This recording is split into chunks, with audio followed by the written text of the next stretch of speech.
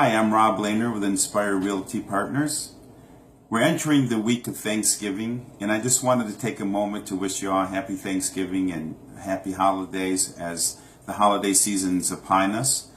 I was recently thinking of my grandfather and what a wonderful man he was, and he always at Christmas time or Thanksgiving time would recite this poem if the family was together, and I thought I would share it with you. It's a little comedy poem that was written by Charles Noel Douglas back in the 1920s, and I'm going to recite the poem, and this is from my family to yours. Happy Thanksgiving and Merry Christmas and Happy New Year and all the good holidays.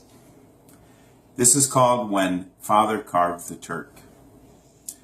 Ma always did the carving in the old days on the farm. When roasted bird at meals occurred, she sliced it to a charm. But last Thanksgiving, Father said, when Ma was carving ducks, her cooking, though 'twas passable, she couldn't carve for shucks. Dad said again he noticed when a chicken came on deck, though all the rest got legs or breast, he always got the neck. Henceforth he'd yield the knife himself, and now I'll go to work. Events I'll trace, tell what took place when Father carved the turk. Christmas mighty soon rolled round, and Dick and me and Sue had fixed a little game on Pop, and Ma was in it too. We had a turkey on the farm. I heard Dad off remark he'd pledge his word that very bird came out of Noah's Ark. We chloroformed the gobbler, and though for hours we tried, no axe or gun, we tried a ton, would penetrate his hide. When in the oven Birdie went, Mom whispered with a smirk, "There'll be some fun for everyone when Father carves this turk." 'Twas Christmas Day, the table gay with fixings for the feast, and every guest dressed in his best, a score of them at least. A hungry horde sat round the board as Dad took up his knife, all sharpened like a razor for the battle of his life. Hushed was the din as Ma brought in the gobbler brown and slick. Mom winked at me, I winked at Sue, and Sue she winked at Dick. All bowed their heads as grace was said by Reverend Joseph Burke. Then still as death we held our breath while Father carved the turk. Dad shed his coat and bared his throat, and then he butted in the gobbler's hide. To cut he tried, but couldn't pierce the skin. Its breast he jabbed, its neck he stabbed, and gave it such a slap, it went right swish clean off the dish and flopped in Sal Smith's lap.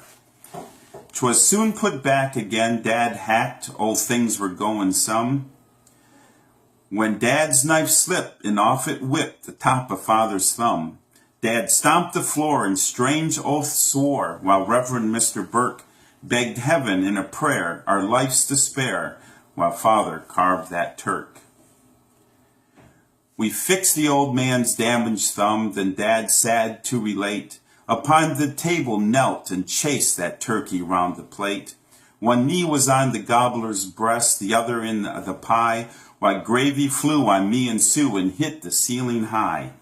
We ducked beneath the table, 'twas the safest place to go. While Pop was wrestling up on deck, we breathed the prayer below. Then came a crash, an awful smash, and in my brain long will lurk that deafening roar when on the floor went Father and the turk. We scrambled out and picked Dad up. You should have seen him prance. The carving knife lodged in his shoe, the fork stuck in his pants. His face was smeared with grease, his beard and whiskers full of pie. Ere he could see, Ma dug out 3 potatoes from his eye. Then old Doc Jupp patched Father up and said 'twas very plain he'd turkeyitis of the pants and gravy on the brain. Another gobbler soon was cooked, and each one went to work and ate, you bet, but don't forget 'twas Mother who carved that turk. Happy Thanksgiving.